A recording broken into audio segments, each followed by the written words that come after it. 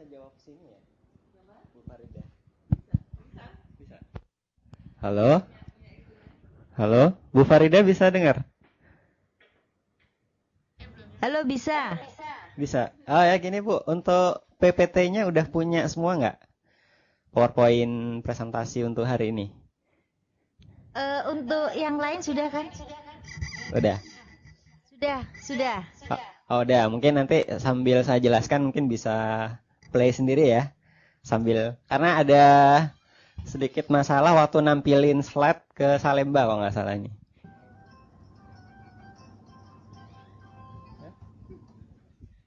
Nggak, nanti kalau mereka punya PPT-nya waktu saya jelasin kan mereka bisa play sendiri ya. Next.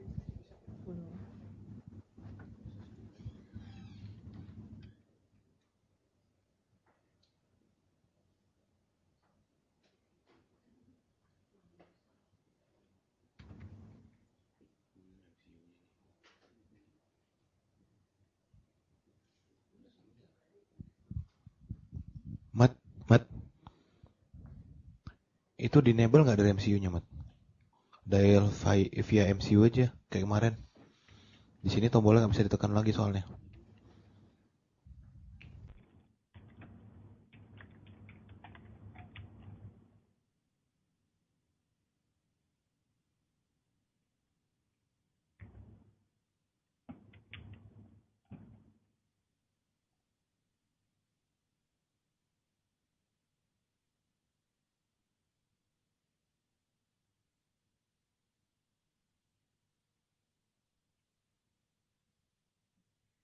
Nulis gini aja di edit.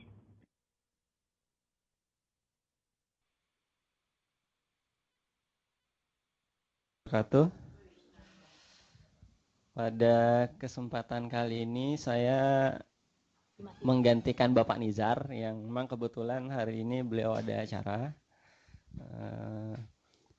Jadi sebenarnya sesi saya baru mulai besok. Tetap ada kaitannya karena besok saya menyampaikan tentang student center e-learning environment. Cuma untuk hari ini yang akan saya sampaikan lebih general yaitu tentang learning management system secara umum. Sebelumnya saya ingin perkenalkan diri dulu. Nama saya Hari Budi Santoso. Saya mengajar di Fasilkom UI dan terlibat di kegiatan e-learning ini sejak tahun 2004 ya, akhir-akhir 2004 dan awal 2005. Kebetulan saat itu Fasilkom mendapatkan program Hibah B dari Dikti untuk mengembangkan e-learning. Pada saat itu kita mengembangkan dalam skala fakultas di Fasilkom dan alhamdulillah sekarang ini sudah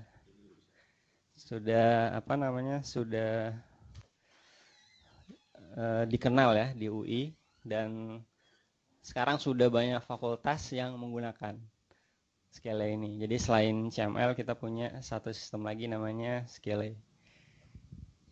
Baik, kita akan mulai ya.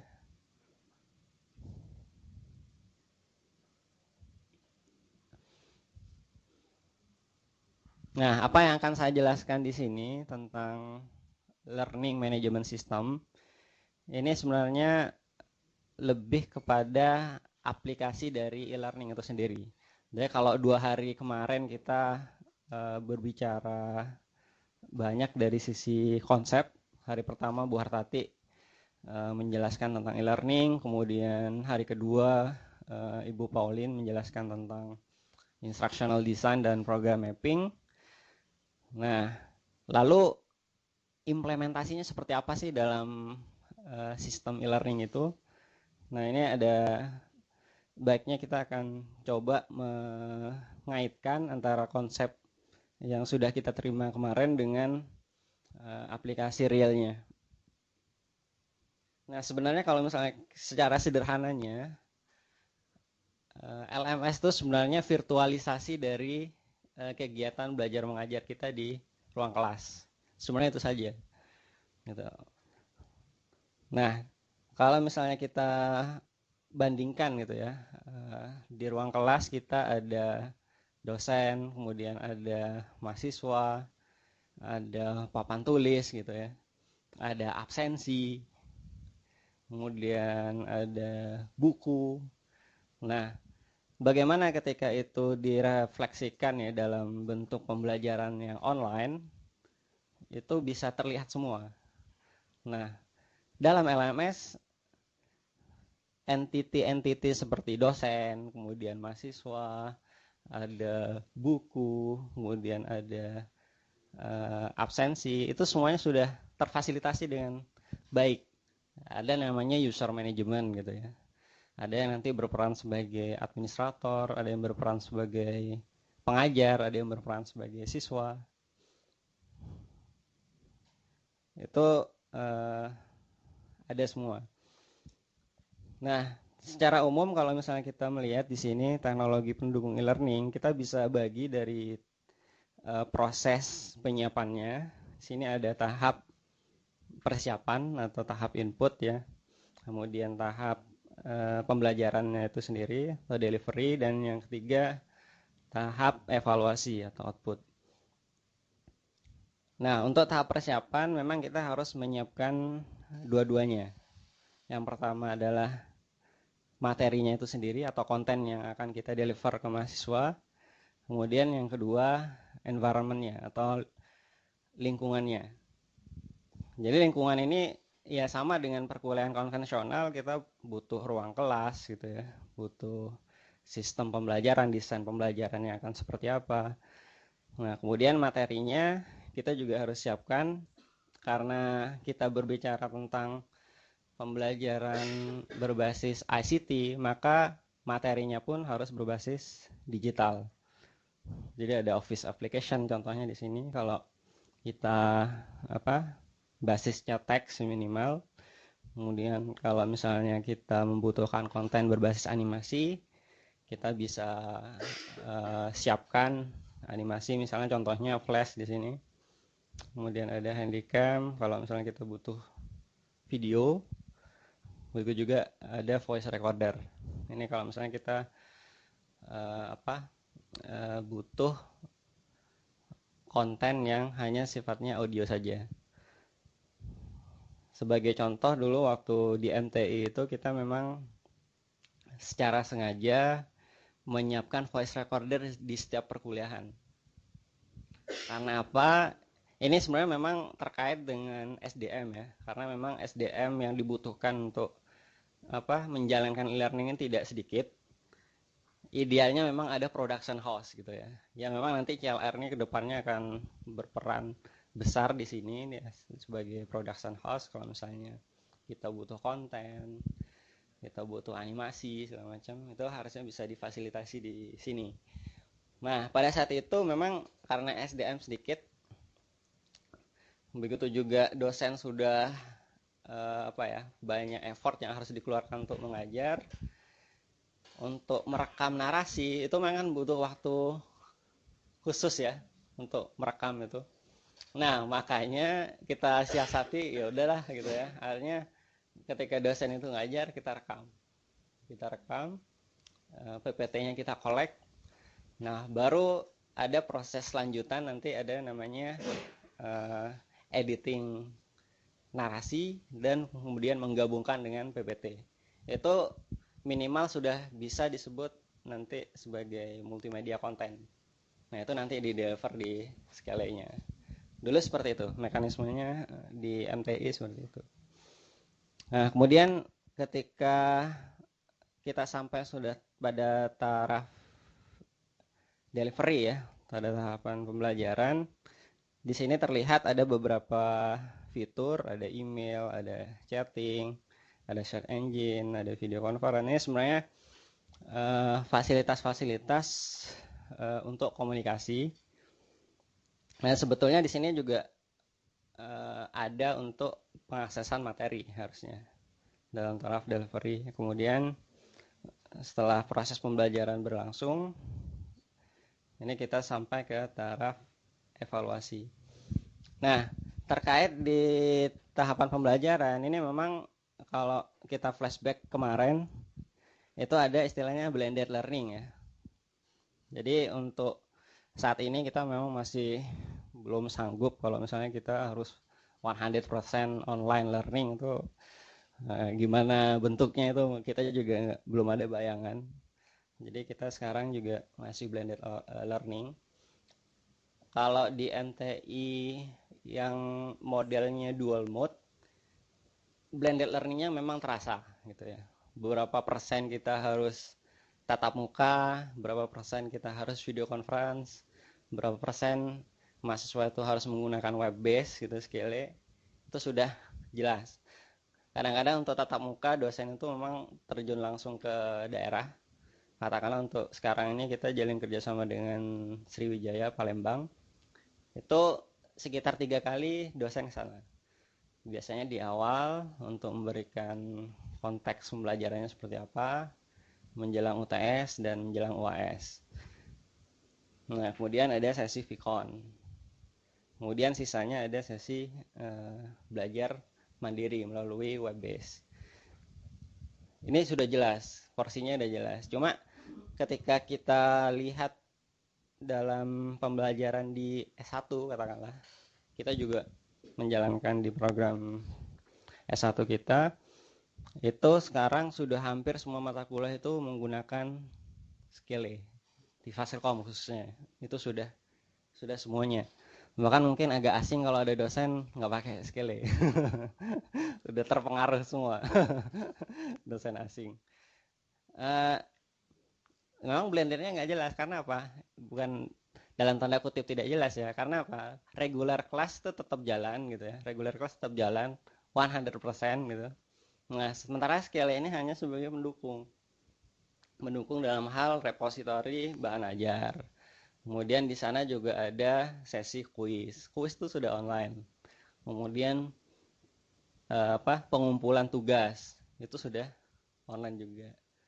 Paperless sudah bisa dilakukan. Cuma kalau misalnya dosen masih kewalahan memeriksa secara online, biasanya minta printed juga. Tapi itu sudah sudah bisa berjalan seperti itu di S1. Jadi makanya kalau misalnya kemarin disinggung ketika ada Bu Hartati forum diskusinya kadang kosong, ya memang karena itu. Kita tiap hari ketemu gitu ya. Kadang kita mendiskusikan sesuatu ya di kelas aja gitu. Tapi memang ada saat-saat kita memang meminta mahasiswa discuss di Skille. Ada saat-saat tertentu kita memang meminta mereka diskusi di kelas.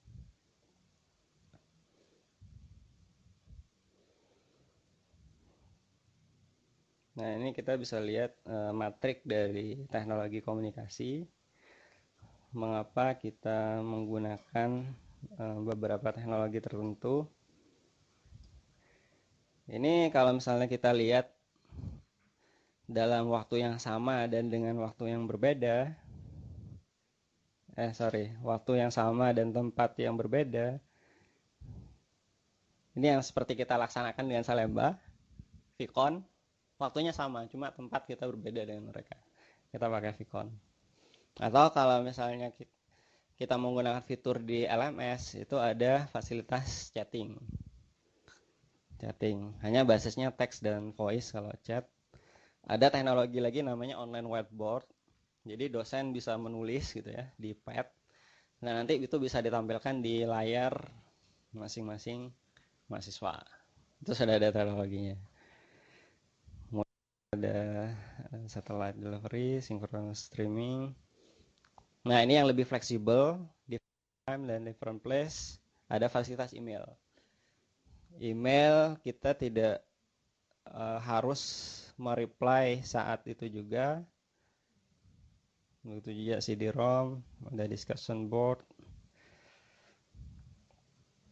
ada video, ada archive stream. Nah, kita sekarang ada di classroom. Ini karena tempat dan waktu sama.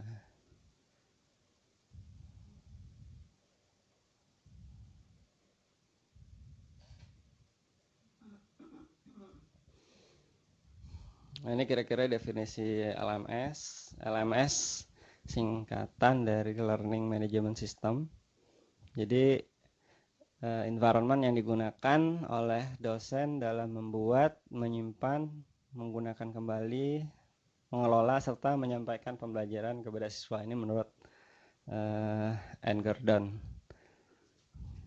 Jadi sederhananya memang virtualisasi dari kegiatan belajar mengajar di kelas. Semua fasilitas itu disediakan di LMS. Kemudian secara umum memang saya sering menyampaikan bahwa e-learning itu sendiri dari sisi komponen sebenarnya bisa kita bagi menjadi dua, atau ada pendapat lain menyatakan dibagi menjadi tiga. Ada yang namanya learning management system, yang kedua itu content development, dan yang ketiga itu services, layanan. Cuma kita bisa sederhanakan jadi dua saja. LMS tanpa konten sulit kita bilang itu sebagai sebuah learning. Sama dengan kondisi kita ya di ketika kita lihat PR dari Jardiknas, Jaringan Pendidikan Nasional, itu infrastruktur memang sudah ada jaringan gitu ya yang menghubungkan perguruan tinggi seluruh Indonesia. Bahkan sekarang itu targetnya menghubungkan sekolah di tingkat kabupaten tuh dihubungkan seluruh Indonesia. Cuma yang jadi pertanyaan, konten yang mau di-share itu apa sih? Mana sih gitu kan? Kan PR-nya seperti itu. Jaringan sudah ada, istilahnya jalan tolnya udah ada. Mobilnya mana nih yang mau lewat? Begitu juga sebaliknya, kalau misalnya yang kita punya hanya konten, mau di-share dengan jalan yang mana gitu? Dengan menggunakan infrastruktur apa? Nah, infrastrukturnya itu LMS, kita bisa sebut sebagai LMS. Nah, ada yang menarik di sini tentang pengertian LMS ini, karena dia memang sesuatu yang berbeda dengan konten. Ada istilah lain ya, istilah lain yang menyebutkan satu lagi, ada LCMS, Learning Content Management System. Apa yang kita lakukan di Scale itu kita membuat konten itu di luar. Kita bikin konten tuh offline gitu ya. Kita bikin PPT, kita bikin Word gitu ya, bikin mungkin HTML. Itu secara offline, jadi gitu ya, matang, baru dimasukkan ke Scale, baru dicemplungin ke Scale. Nah, ada teknologi yang lain namanya LCMS, Learning Content Management System, di mana kita mengembangkan kontennya tuh dalam sistemnya gitu. Cuma memang terbatas, spesifikasi kontennya kan tergantung LCMS aja. Kalau misalnya kita expect kontennya itu animasi ya susah. LCMS-nya mungkin HTML itu ya mungkin bisa dengan struktur yang bagus. Tapi kalau udah spesifik animasi, video ya mungkin masih belum bisa. Itu ada LCMS. Kemudian perangkat lunak untuk menyampaikan, tracking, serta mengelola pembelajaran. Ini salah satu yang mungkin agak krusial dalam e-learning ini, untuk mengontrol bagaimana mahasiswa kita tuh belajar gitu. Ada yang sesekali saja gitu ya login. Kadang kalau misalnya kita lihat dia nggak pernah login, mungkin bahkan jarang gitu ya, 1-2 kali login. Itu akhirnya bisa kita lihat bahwa mereka ya mungkin download materi aja minimal gitu ya. Tapi ketika kita lihat keaktifan dia diskusi itu minim. Ada yang seperti itu. Ya silakan.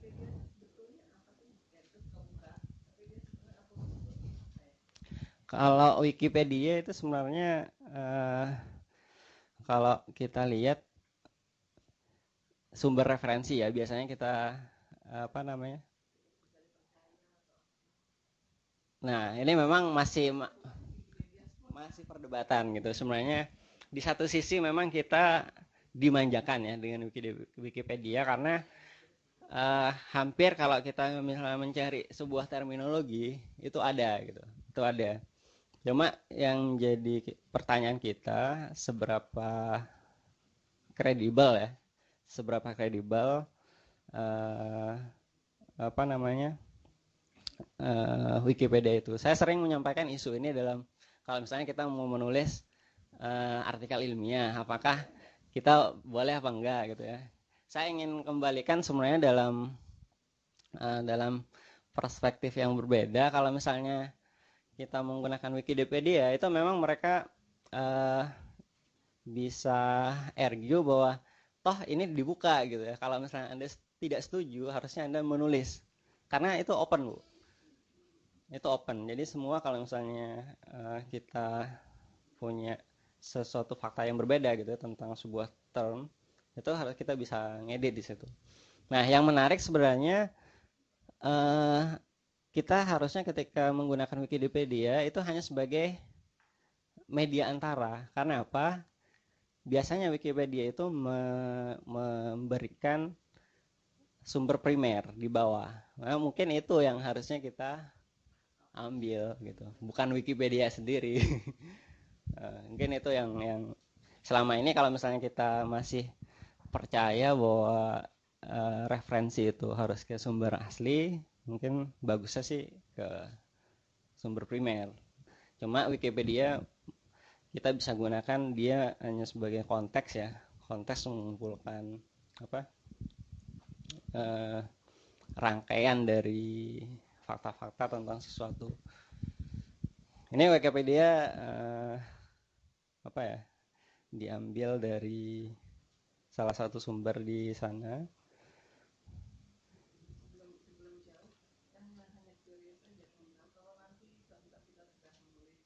Hmm.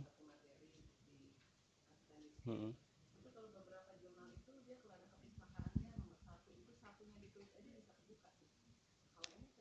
Harusnya bisa. Ha. Bisa tetap, Bu. Kalau kita mau menggunakan URL,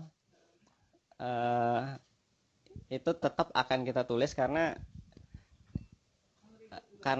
HTML-nya itu yang dia minta ngelink kemana gitu.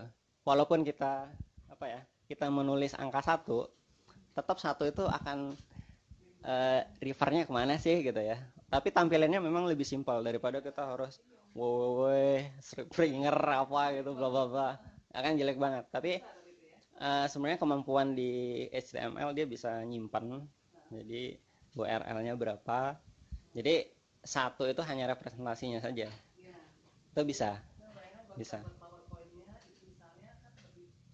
Hmm. Bisa bisa adlink namanya, adlink bisa itu ya. Yeah. Nah, kira-kira ini LMS itu semuanya perangkat lunak untuk memfasilitasi kegiatan belajar mengajar. Jadi CML, Skele, kemudian nanti ada beberapa contoh di belakang, banyak. Itu digunakan untuk memfasilitasi kegiatan belajar mengajar. Jadi hanya sekedar sharing aja. Dulu sebelum adanya program CML, Skele, itu sebenarnya kita punya Melati ya Mas ya. Mungkin Pak Dewa pernah dengar, itu psikologi. Bu Artati juga terlibat di sana. Cuma saya kehilangan resource-nya. Kalau dokumentasi di beberapa mahasiswa Fasilkom sempat terlibat di sana. Cuma saya kehilangan sistemnya seperti apa, itu nggak ada lagi. Saya nggak bisa akses lagi. Kemudian setelah itu kita juga punya repository online di Fasilkom. Kebetulan saya waktu masih kuliah itu ada halaman webpage, jadi semua dosen punya link di situ. Kuliah basis data, kuliah teknik perangkat lunak, kita link sana. PPT sudah tersedia di sana, informasi singkat tentang mata kuliah ada di sana. Cuma ketika kita mau discuss itu lewat media yang lain, lewat forum. Forumnya pun masih text based, masih berbasis Linux, jadi hitam putih, Bu. Jadi pakai konsol seperti ini. Dia masih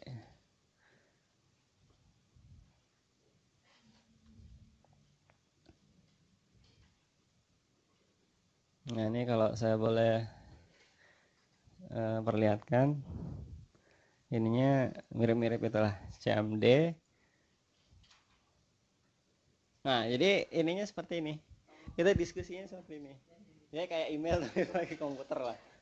Dan forumnya itu tidak terstruktur dengan bagus. Kalau CML kan udah ini ya, temanya apa, kita discuss di situ. Kalau ini enggak. Jadi pokoknya ada message baru, ya mirip-mirip SMS aja. Jadi ini ngelinknya mana nggak jelas. Pokok yang penting dia baru muncul paling atas. Jadi nggak terlihat.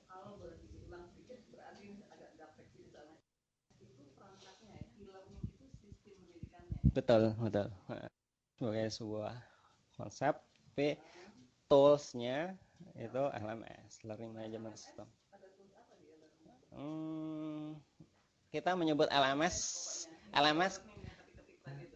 kita menyebut LMS itu sebagai terminologi umum untuk sistem pembelajaran, Bu. Jadi istilahnya virtualisasi proses pembelajaran. Jadi misalnya kita di sini kan kita pakai kelas ya, ada ruang kelas, ada pintu, kemudian ada pengajar, ada mahasiswa.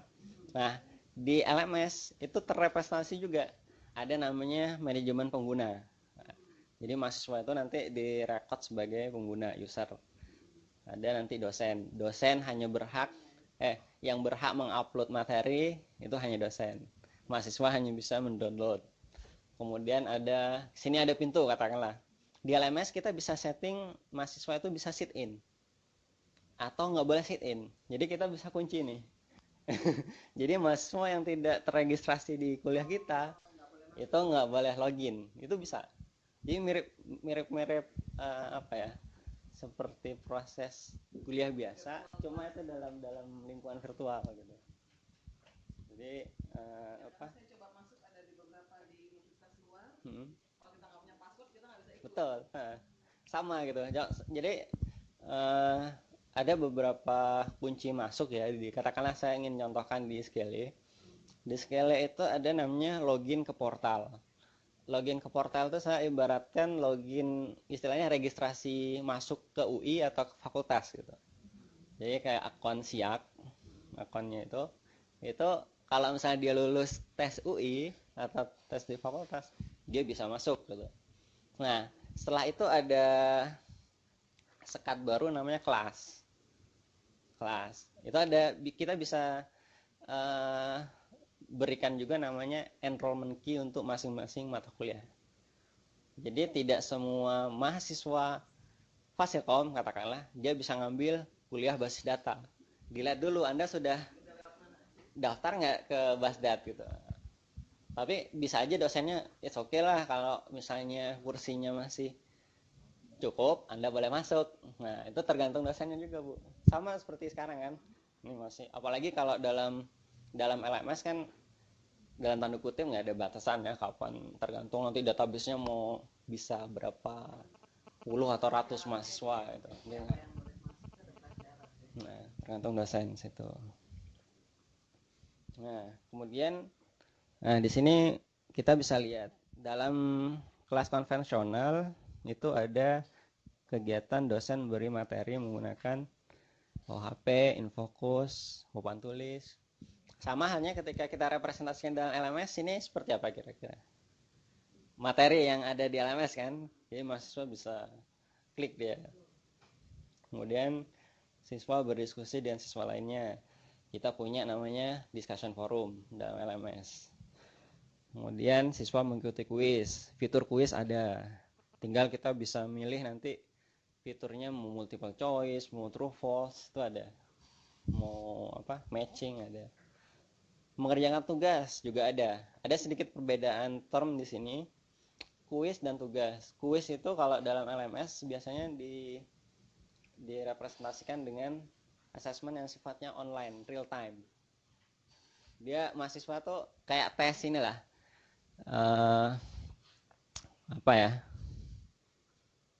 TOEFL atau apalah gitu yang memang benar-benar kita harus online ngerjain gitu ya.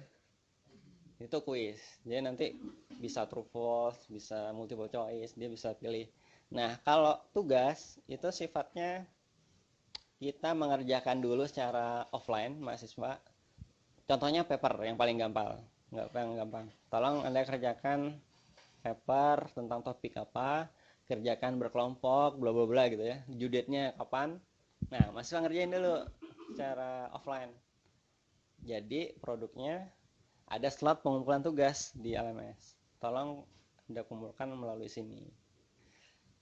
Nah, menariknya tentang tugas ini kalau Bapak Ibu pernah menggunakan LMS, bedanya menggunakan email, tugas itu sudah terstruktur kalau dalam LMS. Tugas 2. Nah, ketika dosen ngeklik tugas 2, keluar halaman si A filenya ini, si B filenya ini, file C. Gitu. Dan nah, ya kan, tidak semua kolega kita mahasiswa semua kan. Ada yang lain. Nah, terlepas kita mau pakai header tetap aja kan masih ada enggak, udah ada dalam LMS-nya udah ada. Fiturnya udah ada, Bu. Udah ada. Jadi bahkan kita mau ngasih respon terhadap spesifik mahasiswa tuh bisa. Nilainya pun juga bisa. Dan itu enggak umum. Betul. Jadi udah dia kayak tabel, kayak tabel. Jadi si A, terus ini udah ngumpulin belum? Kalau udah ada filenya, terus kita juga bisa ngasih grading di situ. Oh, ini kayaknya kita udah baca gitu ya. Wah, mungkin dapat 90. Ada drop down menu nilainya. Terus ada komentar dengan teks. Dan itu diterima secara khusus oleh mahasiswa itu. Temannya nggak bisa. Itu udah bisa.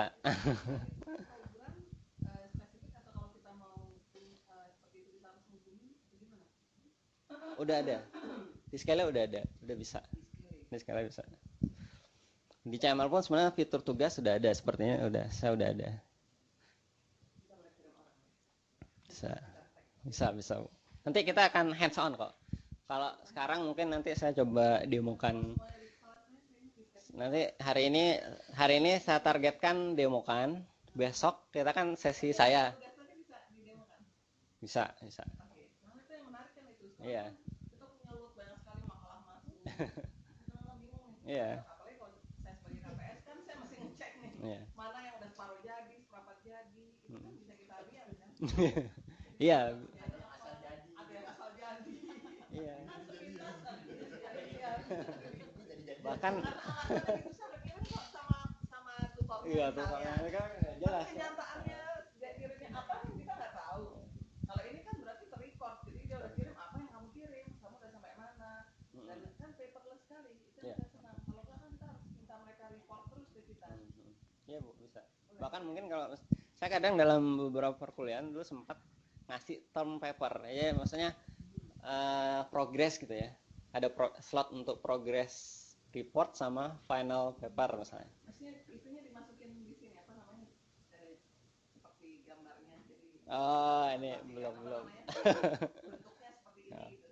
Bisa belum, ya? bisa. Nanti saya besok bisa. Ke staff yang lain, mereka dapat bayangan fiturnya seperti apa. Bisa. Saya rasa memecahkan masalah. Iya, jadi kita lebih fokus gitu. Oh, tugas ini kita udah spesifik. Oh, tugas ini si A belum ngumpulin, si B belum ngumpulin. Bahkan kita juga bisa ngelihat siapa yang paling rajin nih gitu ya, belum ngumpulin deadlineer siapa gitu. Itu ketahuan karena record dia ngumpulin submit ini tanggal berapa. Itu kalau warningnya bisa keluar nggak alarmnya? Misalnya sampai di date-nya sekian yang nggak masukin. Nggak, masih belum ada.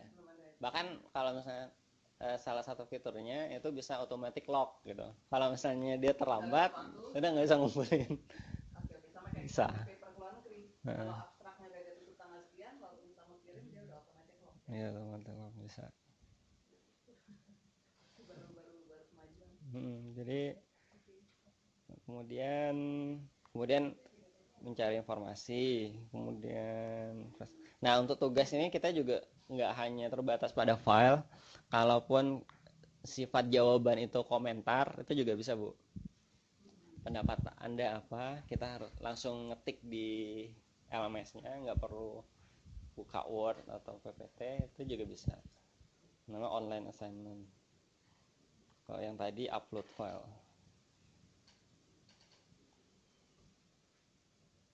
Nah, kemudian ini hmm,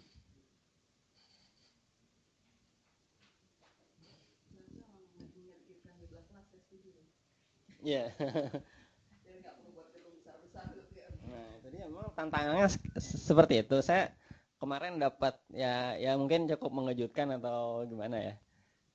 Dan ini fakta baru bahwa saya baca di Tempo Online ya, Tempo Online.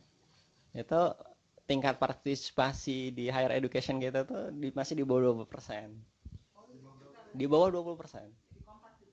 Ini di Kompas ya. Masih 20%.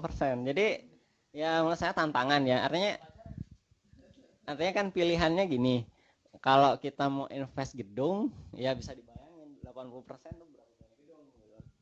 Nah, pilihan lainnya kita udah punya infrastruktur dan data ABG itu kita udah 25 juta pengguna internet gitu. Dan akan terus meningkat itu. Nah, saya dia seperti itu. Jadi iya, jadi akan nggak spesifik. Kalau kayak gitu kan enak. Berarti saya tahu oh ini kiriman dari mahasiswa, yang ini kiriman dari PDS. Iya. Kalau namanya aneh-aneh ya kita nggak hafal. Iya. Jadi nah kemudian untuk Anunya juga berarti kita ngasih apa komennya bisa langsung di sana kan? bisa. Tuliskan dia nggak pakai track changes, jadi ngasih komennya bisa track changes bisa juga ya. Kayak pakai Word kita kasih track changes kan lebih gampang. Enak kok Bu, lebih simple daripada email kan kita bisa lebih cepat bahkan kita beroperasi.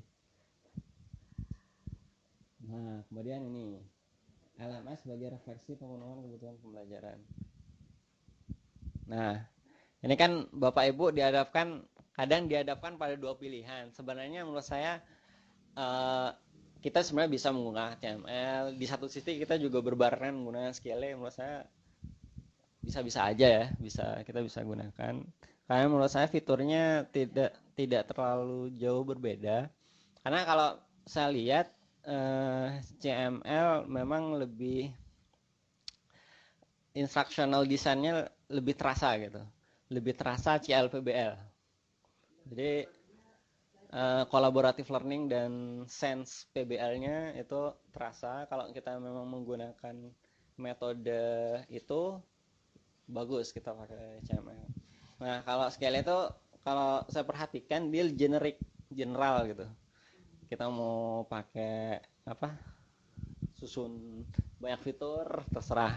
Itu nanti kita bisa lihat nanti kita bandingkan ketika kita implementasikan program mapping ke masing-masing LMS itu akan terlihat. Kan kemarin Bu Pauline bilang ada ini ya. Ada. Nggak ditentukan kok, bebas saja. Kalau PDP tadinya beda. CML duluan. Kayak CML duluan. Nah, kemudian bagaimana memilih LMS ya tentu fitur yang dimiliki. Tapi kalau menurut saya kebetulan ngajar ini juga, ngajar PBK. Saya sempat collect beberapa LMS. Itu secara umum nggak jauh beda gitu. Secara fitur umum.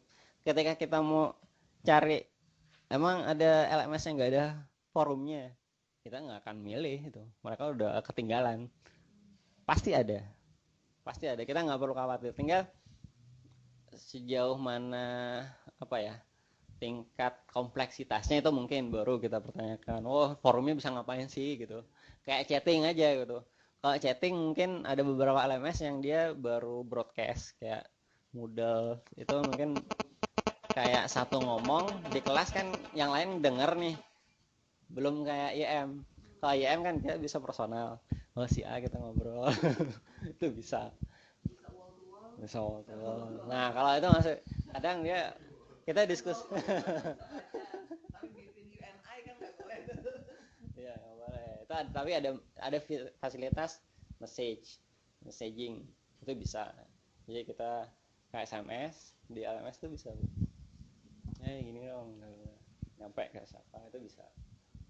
Kemudian ada evaluasi. Nah, jika ada fitur dari LMS yang Anda butuhkan tapi tidak Anda temukan, Anda bisa kombinasikan dengan software lainnya. Ini sebenarnya bayangan saya ke depan, saya nggak tahu ini gimana. SDM-nya mungkin banyak juga gitu ya. Karena menarik, pastilah LMS itu muncul dengan spesifikasi yang berbeda. Maksudnya fondasi awalnya itu pasti berbeda. Kalaupun sama, saya mengira mereka itu develop barengan gitu ya. Munculnya berbeda gitu. Si A, si B, si C ngembangin barengan nih di negara mana, develop gitu ya. Si A duluan muncul, publish kan. Si B dia belum selesai nih, dia belum selesai, tapi ternyata dia publish juga, sehingga terjadi kemiripan. Dan itu nggak bisa dihindari. Nah, Bu, yang lain ada namanya Atutor, ada Dokeos, banyak sekali. Ada Sakai. Bahkan kita nggak puluhan, mungkin 10 lebih. Itu pun yang open source, belum yang proprietary. Proprietary itu kalau misalnya Ibu pernah dulu ikut training ICT e-learning, ada namanya Web City. Web City. Anda tanya Bu Pauline, dia udah kenal Web City. Web City itu dulu Simolek awal-awal dia menggunakan Web City, memperkenalkan Web City. Kemudian ada namanya Blackboard. Blackboard itu kalau misalnya institusi luar negeri dia mau implement LMS, biasanya dia milih Blackboard. Nah, yang menarik ketika open source ini muncul gitu Bu ya, open source-nya gratis. LMS yang berbasis tidak berbayar. Ketika menjamur, nah vendor-vendor proprietary ini akhirnya merger gitu ya. Dan itu terbukti di Web City sama Blackboard dia merger dalam satu payung Blackboard sekarang. Karena kita tahu pangsa pasarnya kan kalau misalnya dia nggak merger terpecah, makanya dia merger. Itu ya belum lama inilah, belum lama ini Blackboard. Kalau saya bandingkan nggak jauh beda ya, nggak jauh beda Bu. Ya cuma mungkin skalabilitas, kemudian maintain karena mereka di support sama ini ya, sama perusahaan. Dan tentu yang satu yang berbeda signifikannya ya mahal. Itu harus kita membayar kepada mereka license-nya gitu ya. Atau kalau misalnya mau update segala macam kita harus bayar. No, enggak. CML kalau buat sendiri, sekali kita develop dari open source, develop sendiri, nggak bayar. Ya teman-teman lain yang dibayar, pengelola. Tapi kalau misalnya kita open source, memang sustainability-nya yang jadi isu. Sustainability, kemudian adaptabilitas terhadap kebutuhan, itu. Kalau yang berbayar, kita tinggal minta mereka, saya butuh ini dong, gitu kan. Ya tinggal kita. Kalau Indonesia, kalau Skele baru terbatas pada kerjasama institusi. Jadi without wall. Bahkan kita ada proyek kecil Bu baru jalan namanya S-Window, e-School for Indonesia. E-School for Indonesia itu untuk menjangkau K-12, untuk menjangkau sekolah menengah. Karena ketika kita pelajari si mudeng juga. kalau apa namanya? Kalau teman-teman SMA harus menggunakan fitur itu agak berat. Makanya kita perkecil fiturnya, mana yang perlu, mana yang enggak, mana yang paling sering digunakan gitu ya. Karena banyak sekali nih istilahnya. E-School for Indonesia. E-School for Indonesia. Itu situsnya di svindo.csu.cid. Nah, filosofinya kita ingin menyediakan sebuah server dan aplikasi yang itu bisa diakses siapa yang mau gitu. Sekolah mana yang mau. Kan biasanya sekolah minim infrastruktur, minim SDM. Kita tawarin nih, Anda mau nggak buka course online gitu ya. Kita udah punya servernya. Punya Fasilkom. Fasilkom. Ya ini memang kebetulan ada mahasiswa yang juga kok mau gabung gitu ya, jadi kita berdayakan. Nah cuma nanti antar fakultas, kalau di perguruan tinggi biasanya dia udah requestnya lebih jauh, biasanya mereka kerjasamanya itu buka course, jadi kita membuka course mereka ikut. Dan itu yang, nah kebetulan di UI kan semua punya SK Rektor. Nah, itu sebenarnya ada landasan bagi kalau misalnya fakultas punya course yang spesifik gitu ya, lokal kontennya kuat, sebenarnya kita bisa kerjasama dengan institusi lain, FK, FKG, whatever, psikologi. Itu sebenarnya bisa menjalin kerjasama. Karena apa? Sebenarnya kan e-learning itu udah ada landasan hukumnya. Yang membedakan hanya metode penyampaian. Kalau kita e-learning itu menggunakan teknologi sebagai pendukung, kalau konvensional kita di kelas ini. Nah, yang menariknya kemarin saya juga sempat ikut di PGSD, PJJ S1 PGSD yang target sertifikasi berapa ratus ribu tuh. Berapa ratus ribu guru dari D3 mau jadi S1 2015 mau selesai semua. Itu kan repot. Rasanya emang emang gimana caranya bingung juga diktinya tuh. Aduh. Kalau lawang konsorsium PJJ-nya aja mungkin puluhan ya, baru puluhan lah, ikip-ikip.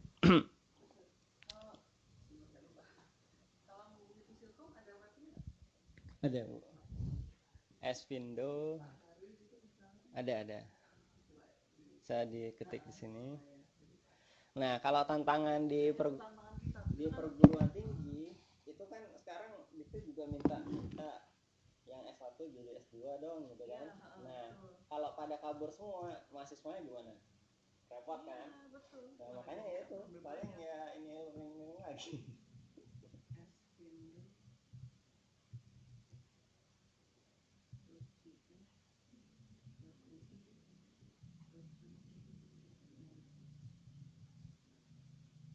Nah, ini ya, kalau PPSP F UI ACD ya kalau nggak salah ya. Kalau ini situs Esvindo-nya.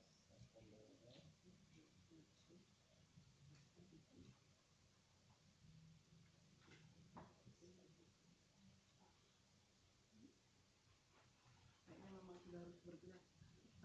Inspektur mintanya memperbanyak mahasiswa, padahal jumlah staf kita kan segitu-gitu aja kan, nggak gampang kita nambah. Ya, tetap kita perlu ingat bahwa memang e-learning ini effortnya nggak sedikit, effortnya terus terang nggak sedikit untuk apalagi di awal-awal. Kita memang merasakan dulu di awal-awal memang agak kita harus spend waktu gitu segala macam. Nah mungkin kalau ke depan ya salah satu tipsnya mungkin apa ya, memberdayakan staff muda gitu ya, atau mahasiswa pendamping. Karena misalnya kayak kolek tugas mungkin mereka bisa ya kita minta bantuan. Tolong dong tugas ini deadline-nya udah selesai nih, donetkan misalnya. Kalau harus kita kan mungkin cukup asisten mungkin nggak bisa. Tinggal connect kita asisten sebagai dosen itu mereka bisa akses. Tinggal gimana kita menyiapkan desain instruksionalnya yang sebagus mungkin untuk mulai learning. Itu mungkin PR. Karena memaintain mahasiswa yang banyak nggak mudah loh Bu. Saya aja kelas e-learning cuma 40, 50 aja. Ada komen. Itu kan kalau kita biarin mereka jerah juga ini kan diskusi. Komen nggak di komenin gitu kan. Udah malas gitu. Paling gitu. Maka kayak misalnya asisten tuh mungkin ngasih reminder gitu ya. Saya kebetulan dulu pernah dampingin Pak Idana juga, Pak Ustadz. Kalau misalnya dia ngajar, tolong maintain ini dong forum gitu ya. Karena beliau juga sering agak sibuk. Maintain kalau ada masih komen, refer ke saya. Tetap beliau yang reply karena kapasitas sebagai dosen kan dia. Cuma kan tidak selamanya dia harus maintain forum. Kalau misalnya udah di sesi 10 kan ini ada mesin satu kan dia harus masuk semuanya nih, ada mesin baru. Jadi apa ya, maintain apa pelaksanaan belajarnya itu agak emang beda, karena kalau di kelas kan kita bisa fokus, ada komen satu kita langsung reply, tapi kalau di learning itu hidden dalam tanda kutip ya, tersembunyi gitu, kita yang harus aktif, ada komen nggak ya dari mahasiswa gitu. Nah itu mungkin perlu bantuan asisten, di situ perannya untuk membantu kita. Nggak. Hmm. Hmm. Iya. Hmm. Hmm. Hmm. Hmm. Iya bisa, tetap makasih tetap jalan. Dan kalau itu istilahnya kembali ke Buartati kemarin, konstruksi knowledge-nya kan termaintain ya. Ada kemarin ada yang nanya gini, dia mungkin dapat ilmu. Kalau di kelas kita nanya udah nguap aja keluar kelas kan, nggak ada rekod gitu. Tapi kalau misalnya terekod, kita kan nggak tahu, mungkin beberapa hari kita dapat fakta baru tentang sesuatu itu kan, bisa apply. Bisa. Nah, ada di forum.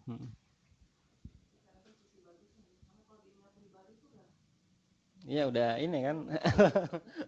Udah full dan tidak terstruktur gitu, dia maintainnya one by one dari ribuan gitu. Kita harus kan, kalau dia kan minta bandwidth ya, kalau kita mau ke bawah aja kita harus nunggu berapa detik gitu ya, bahkan mungkin menit untuk sampai.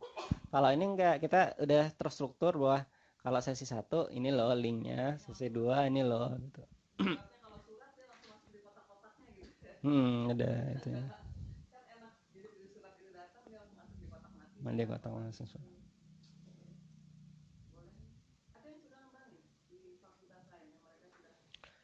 Alhamdulillah beberapa tahun ini semua fakultas sudah terkonek. FT, FE itu ada banyak Bu. FK kan kebetulan dia punya virtual classroom ya. FK atau FKG? FK ya, virtual classroom ya. FIK juga punya sendiri. Cuma tetap kita menawarkan kalau misalnya mau menggunakan CML, menggunakan Scale, itu semua terbuka di tingkat UI, Nah, contohnya seperti ini. Di mana? Sorry. Nah, ini kalau kita lihat di halaman depan, ini dari tahun berapa ya? Tahun 2005, 2006. Nah, ini data course yang udah ada di Scale. FE itu udah 90, teknik udah 90. Walaupun kadang ada double-double ya. Ada FISIP, ada FIK, ada psikologi, ada FIB, kesehatan masyarakat, FH, matematika, MIPA juga. Bayangan saya ke depannya akan ada istilahnya transparansi antar fakultas. Bayangan saya ke depannya. Karena tidak menutup kemungkinan masing-masing ilmu tuh ada irisan. Kayak misalnya psikologi dan fasilkom. Ada cognitive science, ada bla bla bla. Kemudian FE dengan fasilkom, ada sistem informasi manajemen. Nah, itu nanti kita bisa antar